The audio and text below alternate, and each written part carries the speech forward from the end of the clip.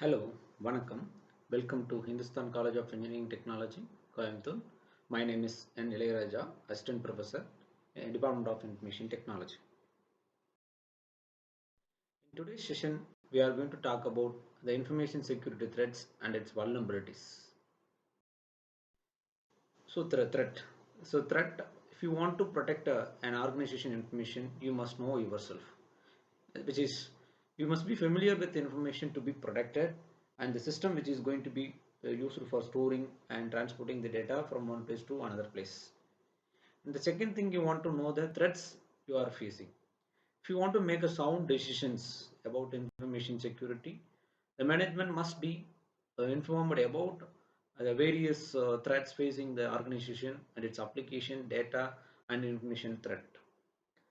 And here the threat is an object, it may be a person or other entity which represents a constant danger to an asset. And there are some of the threats which we are going to discuss in today's session. The first one is acts of human error or failure. The acts performed generally by intent or malicious purpose by unauthorized users. So insider who are working in the organization, they may doing some malpurpose activities because of the inexperience and improper training, and they are making some incorrect assumptions, and by accident, by mistakes also, the worker may spills coffee on computer system. It may cause malfunctions to the computers, and sometimes so the employee may by mistake delete some data from the company server. These are all the things we have to take care. Second one, compromises to intellectual property. The piracy. So illegal copy of and illegal distribution and downloading of software without proper licenses. So generally, the intellectual property is defines the ownership of ideas and the control over the tangible or virtual representation of ideas. So it includes trade secrets, copyrights, trademarks, and patents. All those things are included. And sometimes we may have the situation by downloading the softwares from the internet. So that is not a legal way. We want to purchase the software by using the proper licenses. So sometimes we may the companies or persons may use some unauthorized copyrighted materials, just copyrighted images on a website without permission from the particular source. And deliberate acts of espionage or trespass. And here the hacker breaks into the secure company database and to steal sensitive information. And sometimes, and insiders also, the company's employee may collect the data for the regular activities in the organization, but they may use those collected data or customer data for their personal gain. So these things should not be happen, but sometimes it does happen. The next one, deliberate acts of information extortion. So ransomware, you can take it as a ransomware. Then attacker threatens to release sensitive company data unless the ransom some amount of money is paid to the hackers. And information disclosure, who are all working in the organization as an employee, may threatens to leak the important information unless their demands are met. This is also one of the kind of problem maybe occurred due to the inexperienced employees or some other issues. And deliberate software attacks. Through four kind of situations we may arise or we may have some problems. The viruses, malicious software that replicates itself and spreads to the other computers within the organization.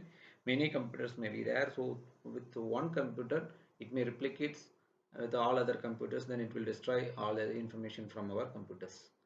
And also worms will be there by self-replicating programs that spread across networks causing harm. And macros, sometimes malicious code can be embedded in the documents, and that will create some harmful problem. And denial of services, an attacker that beats the network.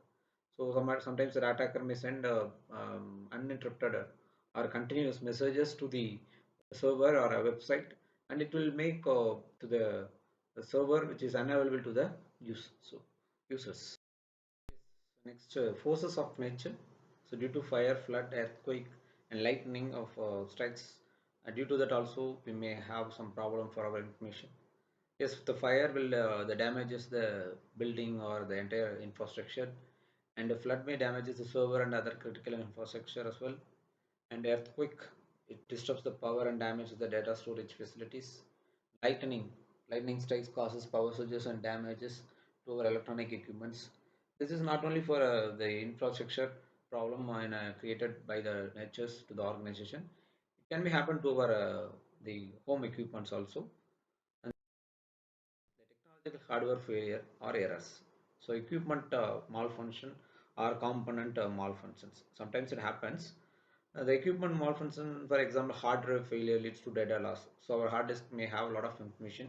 Sometimes it will, when the power interruptions are happens due to that, our data may be corrupted.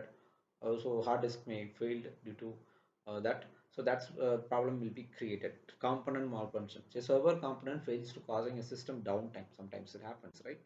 So server, some of the components may not properly working, so that the downtime may gets increased for the server. So during that time, we cannot able to access all those information, even we are authorized use.